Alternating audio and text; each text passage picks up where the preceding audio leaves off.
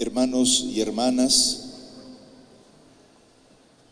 todos los años, desde hace 2019 años, la Iglesia se reúne en comunidad para escuchar este relato, que fue el primer relato que escribieron los primeros cristianos junto con los demás evangelios en la parte que corresponde a la pasión, para recordar el acontecimiento que nos dio la salvación. Y recordar significa volver a meter en nuestro corazón, en nuestro ser, aquello que es el fundamento, el origen de nuestra fe cristiana. La vida de Jesús, que caminó haciendo el bien y predicando que el reino de Dios estaba cerca y no lejos. El reino de un Dios que es amor y que no abandona a su pueblo, y especialmente a los más desheredados y desvalidos. El Dios que tiene compasión de la gente y que no se ríe de la gente ni la maltrata. Ese Dios que reina porque reina a través de su amor y suscita nueva vida para todos y todas.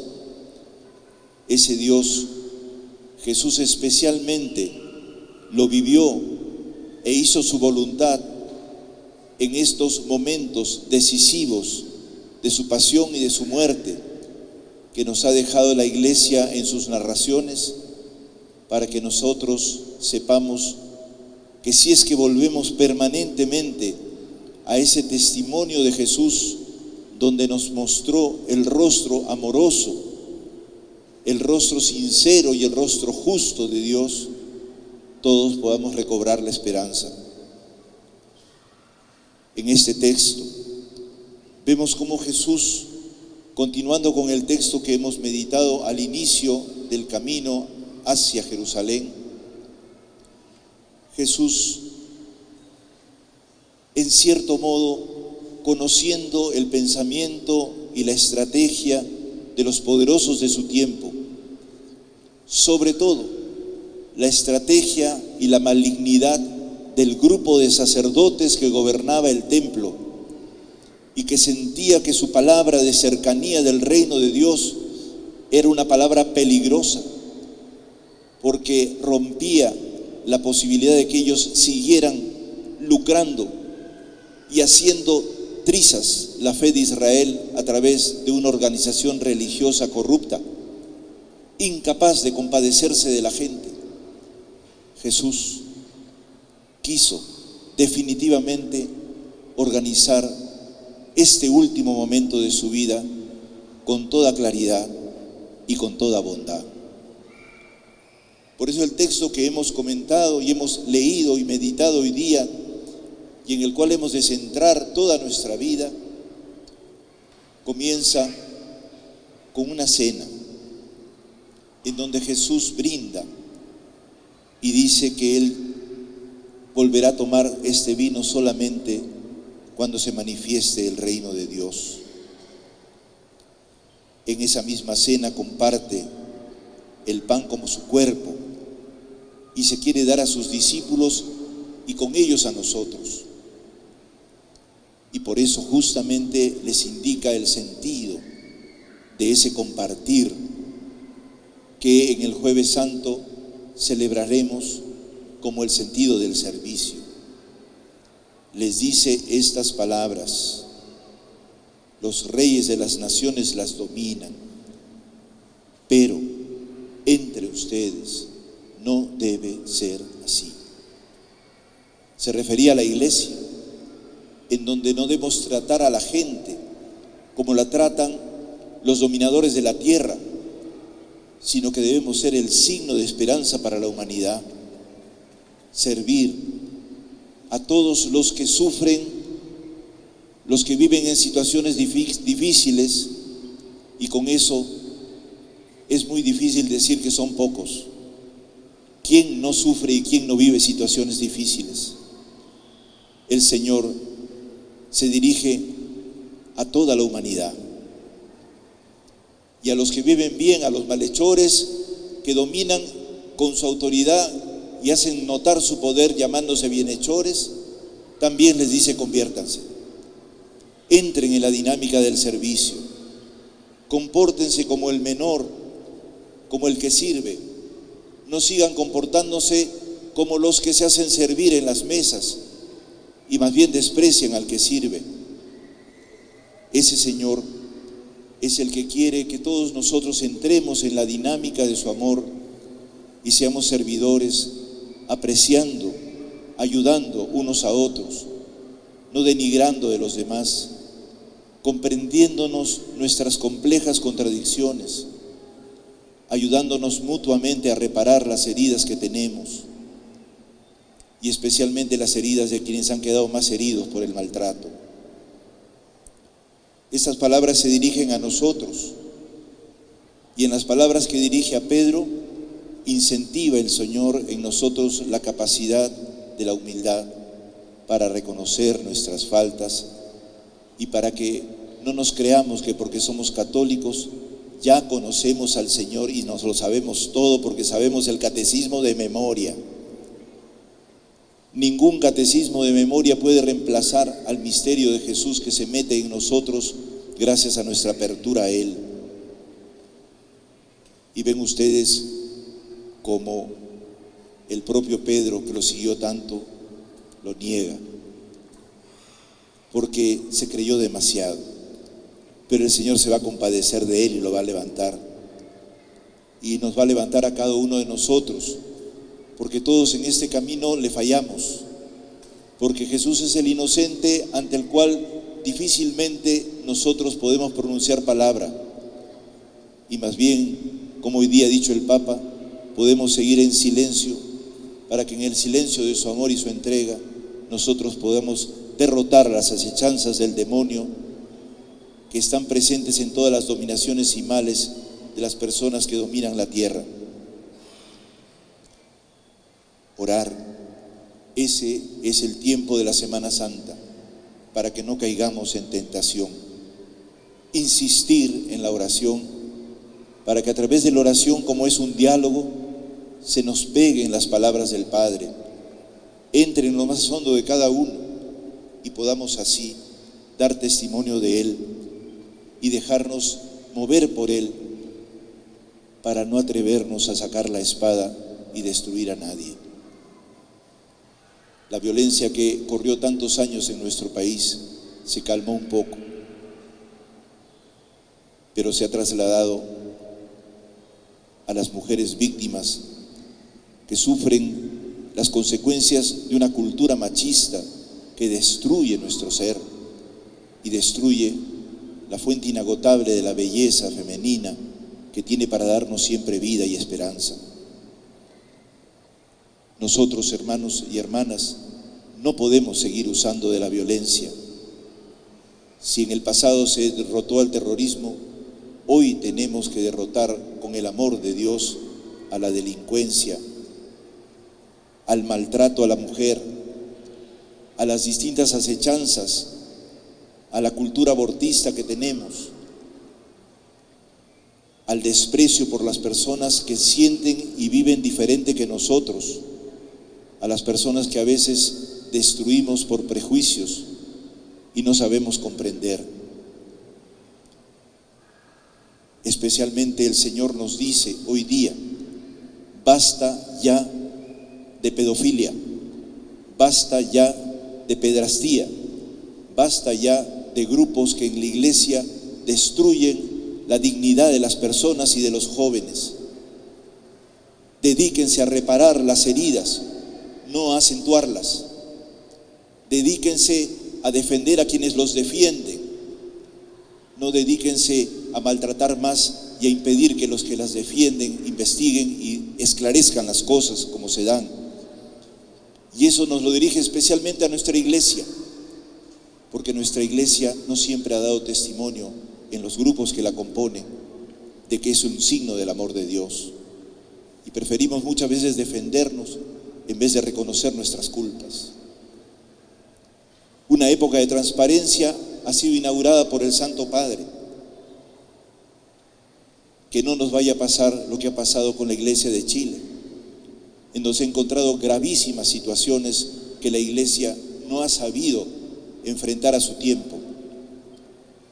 El Papa ha tenido que dirigirse al pueblo fiel y decirle al pueblo: ayúdennos a reconstruir la Iglesia. Hoy día también, en nombre de todos nuestros hermanos obispos que buscamos que esta Iglesia se renueve, gracias a la visita que el Papa Francisco hizo el año pasado, queremos vivamente que nosotros podamos reparar esas heridas y podamos levantar la esperanza de un pueblo que quiere una Iglesia llena de amor, de ternura y de verdad. Por eso mismo, hermanos y hermanas,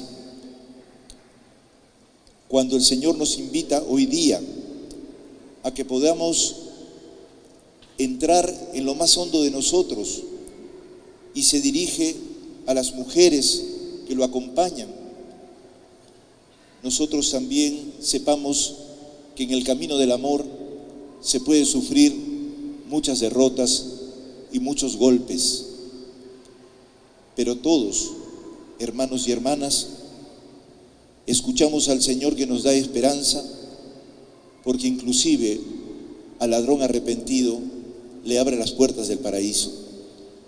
Todos podemos reparar.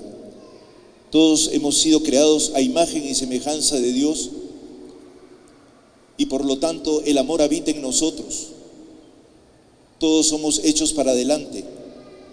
Todos tenemos dos ojos para mirar el rostro de los demás y comprender. Todos tenemos dos manos para abrazar y para enjugar lágrimas. Todos tenemos la capacidad de inclinarnos de rodillas ante el Padre para que Él nos dé consuelo.